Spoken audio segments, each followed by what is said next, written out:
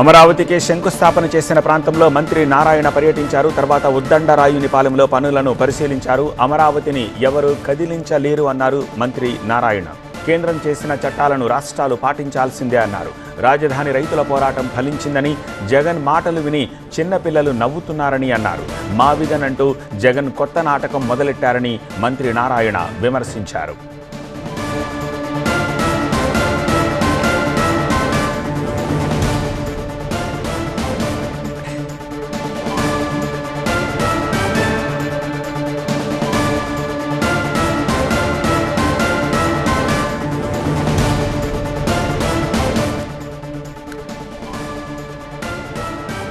Big breaking చూస్తున్నాము.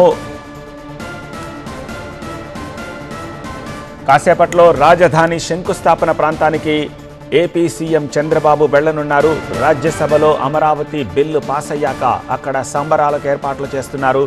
ప్రతి ఒక్కరూ నచ్చిన రీతిలో సంబరాలు జరుపుకునే సమయం ఇదని సీఎం అంటున్నారు. కేంద్రానికి ప్రతి ఒక్కరూ ధన్యవాదాలు తెలపాలని కోరారు.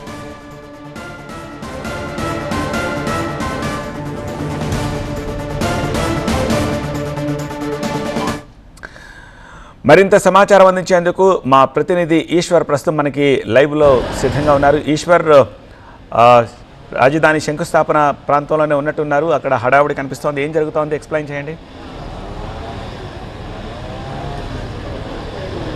ఎగ్జాక్ట్గా ఈరోజు ఆంధ్రప్రదేశ్లో చాలా చారిత్రక రోజుగా చూడాల్సిన నేపథ్యం. ఎందుకంటే రాజధాని లేని రాష్ట్రంగా గత 12 సంవత్సరాలుగా ఒక అనిశ్చితి కొనసాగుతోంది. దానికి సంబంధించి ఈరోజు కేంద్ర ప్రభుత్వమే స్వయంగా రాష్ట్ర ప్రభుత్వం అలాగే కేంద్ర ప్రభుత్వం సంయుక్తంగా కలిసి ఒక కొత్త నిర్ణయానికి ఈరోజు వచ్చిన సందర్భంగా చూడాల్సిన నేపథ్యం. ఎందుకంటే గతంలో ఎప్పుడు మనం రోజు డిస్కస్ చేస్తూనే ఉన్నాం, ఒక రాష్ట్ర రాజధానికి కేంద్రం నేరుగా జోక్యం చేసుకున్న పరిస్థితి లేదు. కానీ ఈ పరిస్థితి